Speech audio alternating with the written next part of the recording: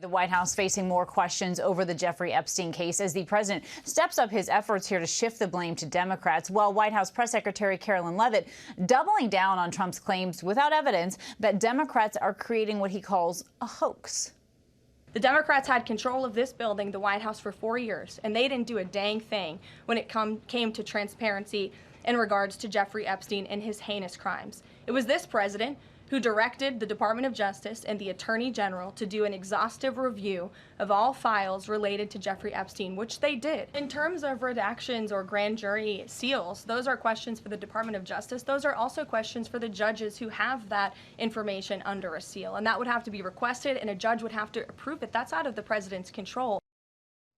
Well, some Republicans now pushing the Justice Department and Attorney General Pam Bondi to release more case files. But for years, it was Trump and some of his closest allies, some of them are his top administration officials.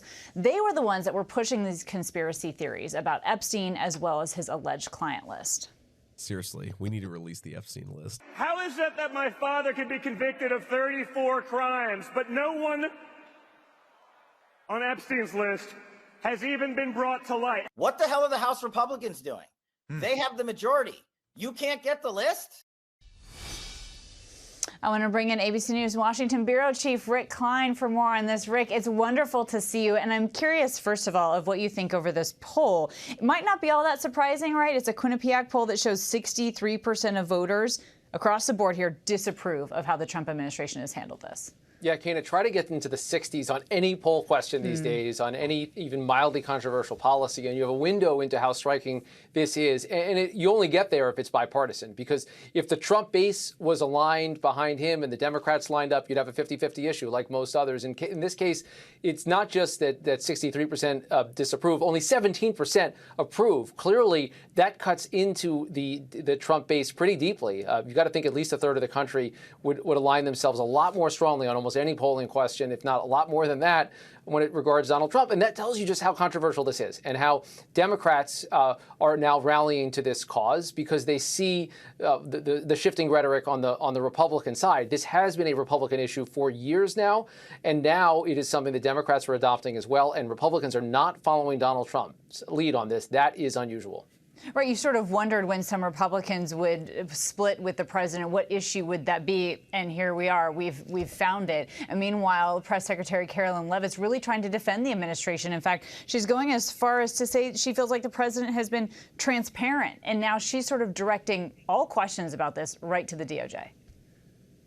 That's exactly right. And look, the DOJ is not going to move in a bigger way on this, truly, unless the White House is telling them that. There's a lot of coordination that goes on in these kind of matters. As a practical matter, Donald Trump could tell the DOJ to put more things out if he wanted to. He's been careful in his language in saying they should put out information that is credible. He's then peddled additional conspiracy theories, new ones, around how Democrats potentially were part of a cover-up. When this happened in 2019, Jeffrey Epstein died, Donald Trump was president. He would still be president for another year and a half. And yes, it has been people on his side primarily that have been talking for the release of more documents. Now their attitude is, look, we put out what we're going to put out, and you kind of have to trust us on that. And we're seeing that just not fly. This has lasted a lot longer than people in the White House hoped or expected. Yeah, that word trust isn't going very far with many Americans right now or people on Capitol Hill. But also, Rick, we saw most recently, right, this effort by a Senate Democrat to try to pass some kind of resolution to get the DOJ to release the files. Well, this was blocked, but it sounds like we're seeing a lot of legislative efforts here on the Hill to try to get these documents released, or perhaps Ghislaine Maxwell to testify. Yeah, there's some real stirring on this. In addition to that effort in the Senate, there's another effort by the top Democrat on the Senate Finance Committee, Senator Ron Wyden, who's talking about how banking transactions were part of this. There's potentially financial fraud that came up because a lot of money would have changed hands through Jeffrey Epstein's procurement of these individuals for sex trafficking.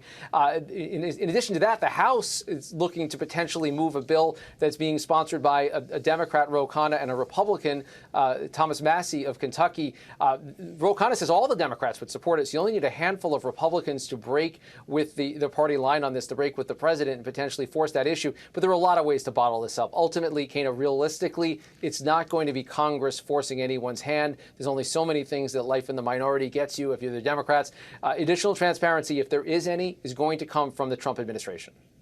That is so true, isn't it? I like what you think there. It's only so many ways to bottle this up. And wow, it's hard to put that back on, right? Rick Klein, thank you so much for being here with us. I want to bring our big story now to our panel. Joining us today is Republican strategist Tiffany Smiley, along with ABC News contributor and Democratic strategist Christina Cincin-Ramirez, ABC News contributor and former Republican congressman for New York, John Katko, and New York Times columnist Tressie McMillan Cotton. Thank you all for being here with us. So, Tiffany, I guess I'd love to go round robin, so feel free to jump in. I want to know how you feel about this. We've been talking about this for a few weeks now, but starting with you, Tiffany, generally, are you confident that the Trump administration has gone as far as they need to go? And when they talk about potentially releasing credible evidence, but then they point right to a memo, how confident are you in what they're doing? Well, look, I think it is in some regards laughable that the most transparent, tough on crime administration in history is somehow going to be protecting rapists and predators. President Trump has been clear that any credible evidence will be released and should be released. But I think at the end of the day, we all can agree, and I think everyone in America agrees, we need transparency, we need accountability, people need to be held accountable. But truly, that anyone that was associated with this despicable man, Epstein, needs to be held accountable. And I think that's what the Trump administration is really showing, is that this will be released. There will be answers. Perhaps it will take time. It lies with the DOJ, but people need to be held accountable, and that's what the American people are truly looking for. So it sounds like you think there might be more to come. Do you think that also, Christina? And if there is more to come, will that satisfy? I mean, I think Tiffany's answer is in pretty lockstep with the Trump administration, which has proved wholly unsatisfactory to their own MAGA base. You have loyal supporters like Nick Fuentes coming out and saying that this response and how they've handled this makes the entire, quote, MAGA movement the biggest scam. Trump has called his own supporters that have continued to ask questions stupid people. And so I think how they've handled this, they haven't shown that they want to be transparent or honest, and their own base doesn't see it that way. I've honestly been surprised at the level and depth of the revolt we've seen from the base. And I don't think that's going to change course for the Trump administration. They're not handling it well. And that's why you have Bondi, as we'll discuss in our next case, going to Alcatraz and trying to do everything she can to worsen the news stories about how angry the Trump base is about this story. Trying to divert attention, John, from what so many have called a self-inflicted wound here. Yeah, there's no doubt. You know, the bottom line is that when you're in a hole, stop digging. They're in a hole and they keep talking about it. And in my opinion, what they need to do is just disclose everything, insulate any exposure to any of the victims, and once and for all get everything out there, and it will go away. No one is talking about the victims here. People are still talking about this case, and that's bringing up a lot of bad stuff for the victims. Get everything out and get it over with. I do not agree that Trump is being transparent. He's being anything but that for reasons we don't know, and it doesn't make sense. Just disclose it all and get it over with. Tressie, what's your take? My take is that there is no such thing as satisfying a conspiracy theorist, right? Conspiracies don't go away.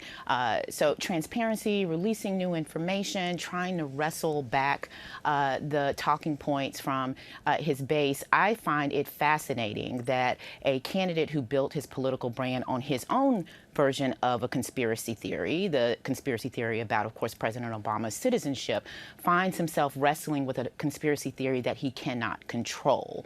And the conspiracy theory at this point is competing with Donald Trump, which is the one thing that we know he does not have the temperament for. This is something that I think has the potential to actually be bigger than Donald Trump's ability to whip his base in a line. That is because what they get from the conspiracy theory isn't truth. They're not looking for truth.